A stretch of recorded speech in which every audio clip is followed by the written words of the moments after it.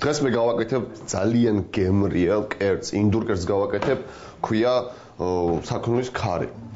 ძირითადი სუნელი გვჭირდება ეს არის ყვითელი ქარი, ასევე არსებობს წითელიც, მაგრამ ჩვენს მაღაზიებში ძირითადად ყვითელია. ასევე გვჭირდება დარიჩინი, წითელი, წიწაკა და უცხოს სუნელი. გვაქვს საქონლის ხორცი, კუბებად დაჭრილი გემრიელი, ესეთი რბილი ხორცი, ჯინჯერი არის, როგორც ამჩნევთ.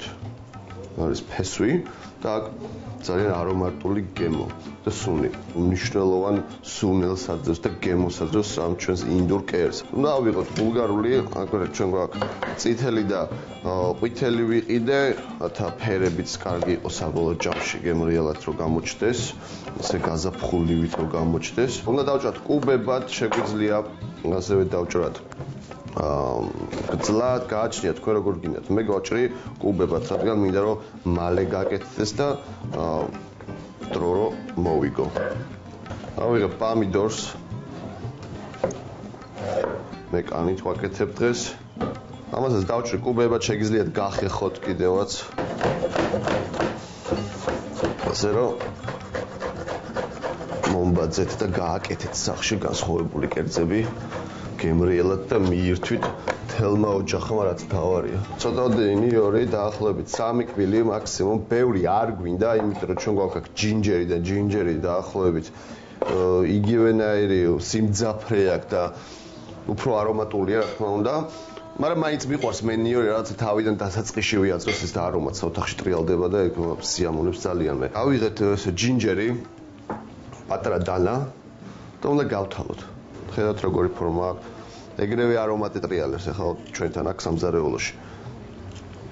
ბევრი არ დაგჭირდება, დაახლოებით 9 კილო ხორცზე დამჭირდება რაც მიჭირავს ხელში. რამდენია ახლა ეს არის დაახლოებით 30 გრამი. არ არის? ამას გავხეხავ მე კარგად. ბოლოში წესით უნდა დამჭრა, ცოტათი რაც ბუსუსებივით, რაც მასა. იმასაც კარგად დავჭრი წვრილად. ანუ მაქსიმალურად უნდა გამოვიყენო ყველა ინგრედიენტი ამ კერძის კეთების დროს. ჯინჯერს ხმარობენ ხშირად არა მარტო აზიელები, ასევე მზადდება ახლო აღმოსავლურ კერძებშიც. სხვათა შორის ძალიან კარგი წვნიანები გამოდის ჯინჯერით. უფრო ტაილანდური კერძებში არის, სალატშიც კეთდება. ამას მე ხა შევწვავ სუნელებში. ეს რაც დარჩა, ეს ყველაფერი ნახეთ ბუსუსებისნაირია რაცა. კრივი. ამას ავიღო და ძალიან წვრილად დავჭრი. ჯინჯერი და ქოქოსის რძე ჯდება ერთიმეორში ძალიან კარგად. პომიდორი ბულგარული ცოტანიორი, რა თქმა უნდა, ჩვენს ხორცთან. ეს ყველაფერი ერთიმეორში არეული გამოდის ძალიან გემრიელი. საშუალო ადონის ცეცხლი გჭირდება. ასევე არც ისე დიდი ქვაბი. პრინციპში ახლა ერთ პატარა საიდუმლოსაც გეტყვით, თუ თქვენ გაქვთ დიდი ოჯახი, აქვე შეგიძლიათ უფრო დიდი ქვაბი, რა თქმა უნდა, და კარტოფლიც დაამატოთ ამასთან ერთად. ჩავაწყოთ ცოტათი ზეთს. კარაქი გჭირდება დაახლოებით 50 გრამია ესე ამის ნახევარი. ამას მოვურიოთ კარგად. და როგორც მოგახსენეთ, დავიწყებთ ეგრევე სუნელებით. თავარი სუნელი ეს არის ქარი, ყვითელი ქარი. მოურიეთ კარგად რომ არ დაიწვას. ასევე გჭირდება ცოტაოდენი დარიჩინი, ბევრი არ გვინდა, დაახლოებით 5 გრამამდე ასე. უცხო სუნელი დაახლოებით 15 გრამი და წითელი წიწაკა სიცხარისთვის. ეს ცხიმში უნდა შეიწვას დაახლოებით 3-4 წუთი, ბევრი არ გჭირდება. როგორც კი ცოტათი დაიბრაწებასავით ფერს როგორც კი შეიცვლის, ეგრევე დავუმატებთ ჩვენ საყვარელ ხორცს. ამას დავაცლით 1-5 წუთი რომ შეიწვას, სუნელებში რომ შეიწვას, ხორცი იჟღინთება ამ ქარიში. მაგიტომ არის განსხვავებული ინდური კერძები და აზიური კერძები, თუნდაც აღმოსავლური კერძებისგან. იმათ ეს სუნელი უჯდება თვითონ ხორცს. დავამატებ მე ახლა ჩვენს ჯინჯერს. ამასაც დაახლოებით 1 წუთი უნდა შეწვას. ეხლა უკვე ჯინჯერიც ჩაუშვდა და დავიწყეთ ჩვენი ბულგარული წიწაკა, პომიდორი, ცოტა ნიოთან არევი. კარგი გამოვა. კარგად ამოურიოთ. აი ესეც სტადიაშიც, უკვე მზად ვარ ხოლმე სახში რო აკეთებ, გადმოვიღო და დავიწყო ჭამა ხოლმე.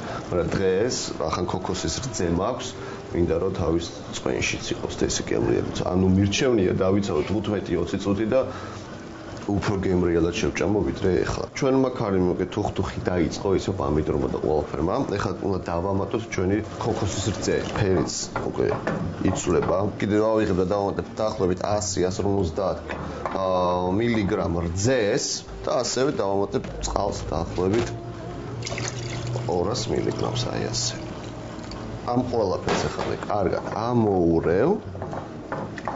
ნახეთ ფერი როგორ შეიცვალა და ვაცდი დუღილს. დაახლოებით 15-20 წუთი. ჩვენი ქარი უკვე თუხთუხებს, უკვე დროა რომ დავამატო წმატი, ხო წარმოგიდგენიათ, ყვითელი, მწვანე და ფერებში ჩაჯდება რა კარგი იქნება. ამას კიდევ ერთი პატარა ნიუანსი სჭირდება. ცოტა ლიმონსაც ჩავაწურავ. ქარი არის საუკეთესო ბრინჯთან ერთად. ძალიან გემრიელია. ფერადია და მშვენიერია. არომატი გამოდის ძალიან კარგი სასწაული ესე იგი.